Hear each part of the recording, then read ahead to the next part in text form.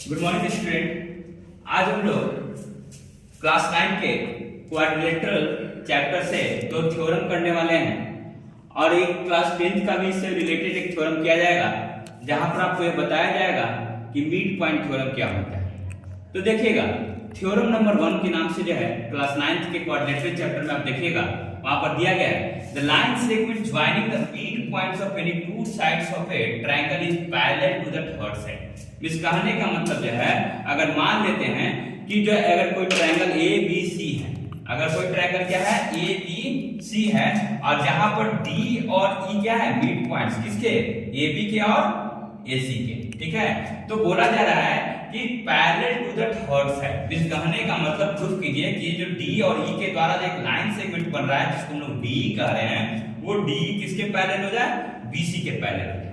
दूसरा एक और चीज करना है, proof equal to the half of it. इस कहने का मतलब डी जो होगा वो क्या होगा, डी बराबर आपको प्रूफ करना है half of BC, half of BC, half of BC.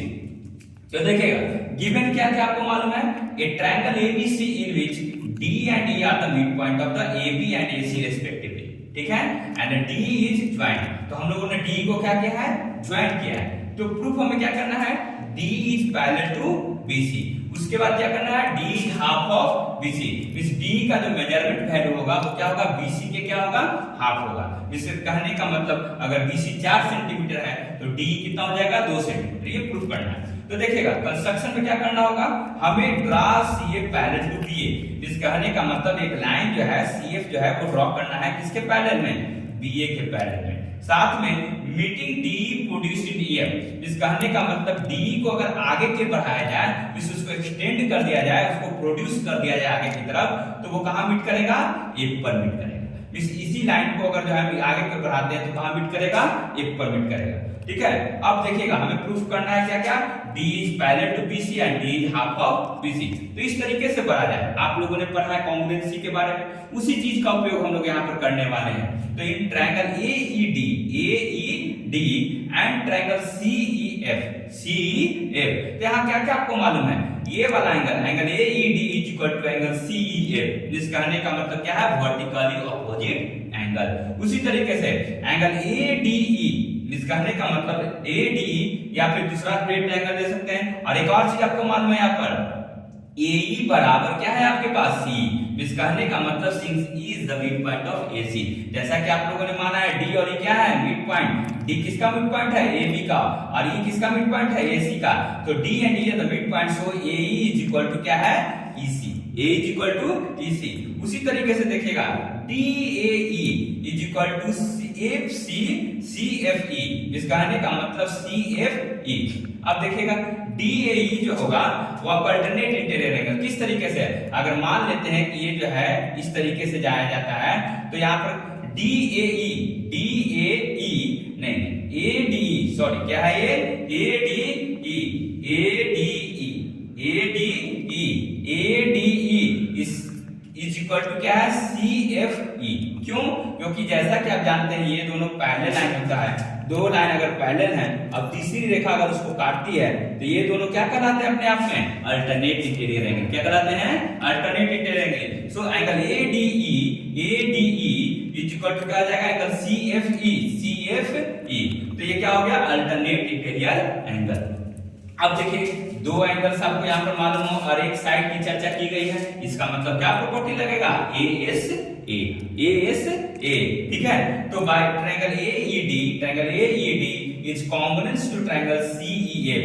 AED is congruence to triangle CEF। तो ध्यान रखिएगा, कॉन्ग्रुएंस का साइन क्या होता है, इस तरीके से, ठीक है, और सिमिलरिटी का साइन क्या होता है, इस तरीके से, जो कि आपको क्लास 10 से पढ़ना और ये क्लास 9 तक आपको यह पढ़ना है, ठीक है। तो by ASA triangle AED is congruence to triangle CEF। अब देखिएगा, जैसे ये चीजें कॉन्ग्रुएंस हो गई हैं, तो बाय CPCT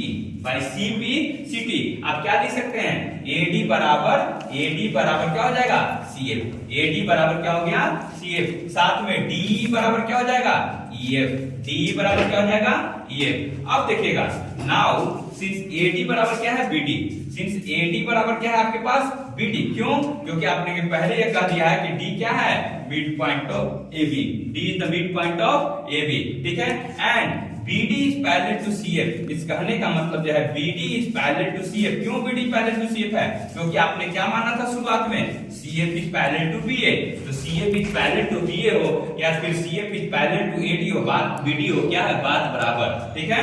तो CF is parallel to AB, जिसके कारण BD parallel to क्या हो गया, CF।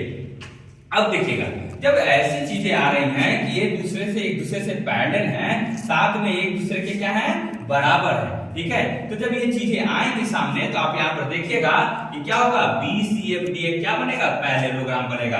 BCFD ये क्या बनने वाला है, पैरेललोग्राम। और जैसे ये पैरेललोग्राम बन जाएगा तो आप यहाँ से क्या लिख सकते हैं, DF ये वाला line parallel to BC। So DF is parallel to BC। जैसे ही DF पैरेलल टू BC है और D बराबर EF है, क्योंकि D बराबर EF है तो D बराबर क्या हो जाएगा, half of DF, half of DF। और जब GF पैरेलल टू BC है और BCFD एक पैरेललोग्राम है तो ये वाला पूरा जो लेंथ होगा वो DF के बराबर हो जाएगा। इस कहने का मतलब DF बराबर क्या हो जाएगा, BC। तो DF के जगह पर क्या लिख दीजिएगा, BC। तो D is parallel to BC और D is half of BC, ये प्रूव हो चुका है, ठीक है। तो ये आपका क्लास 9 में है। अब इसी को जो है आप लोग क्लास 10th में जाइएगा तो एक और चीज पढ़ना है आपको, जहां पर एक ट्रायंगल दिया रहेगा जो कि ABC के रूप में है और वहां पर D और E क्या है, एक मिड पॉइंट्स है, किसके, AB और AC के। और D और E जो होगा वो क्या है, मिड पॉइंट है और D is parallel to BC है, D is parallel to BC है। तो वहां पर आपको प्रूफ करना रहेगा कि D को जो है प्रूफ कर दीजिए जरा, क्या है, हाफ ऑफ BC। तो यहाँ पर क्या करना होगा, सिमिलरिटी कंडीशन का उपयोग करना होगा। तो किस तरीके से आगे बढ़ा जाएगा इस चीज को, तो देखिएगा, जब ट्रायंगल ADE और ट्रायंगल ABC में अगर हम चलते हैं तो आपको क्या मालूम है, D और E क्या है, मिड पॉइंट्स हैं, ठीक है। तो जब D और E मिड पॉइंट्स होते हैं, AB एंड AC हैं, तो यहाँ से आप क्या लिख सकते हैं, AD बराबर क्या हो जाएगा, BD। AD बराबर BD और AE बराबर क्या हो गया, EC। जब ये चीजें होंगी तो एंगल ADE ये एंगल बराबर क्या हो जाएगा, ये वाला एंगल। क्यों, क्योंकि ये क्या है, बताइएगा जरा, ये क्या है, कॉरेस्पॉन्डिंग एंगल। क्या है, कॉरेस्पॉन्डिंग एंगल, ठीक है। उसी तरह ये एंगल बराबर क्या हो जाएगा, ये एंगल, ये भी क्या है, कॉरेस्पॉन्डिंग एंगल। क्या है, कॉरेस्पॉन्डिंग एंगल, ठीक है। उसी तरह ये वाला एंगल बराबर ये वाला एंगल, इस कहने का मतलब BAE बराबर BAC। क्यों, ऐसा क्यों, क्योंकि दोनों में वो क्या है, दोनों में वो कॉमन है, ठीक है। तो जब ये चीजें आ रही हैं तो हम लोग क्या लगाएंगे, बाय ट्रिपल ए। एक चीज जान लीजिए, ये जो ट्रिपल ए प्रॉपर्टी है उसका हम लोग कांग्रुएंसी में उपयोग नहीं कर सकते हैं, मगर जैसे ही आप सिमिलरिटी के लिए जाइएगा तो ये ट्रिपल ए प्रॉपर्टी का उपयोग आपको शुरू हो जाएगा।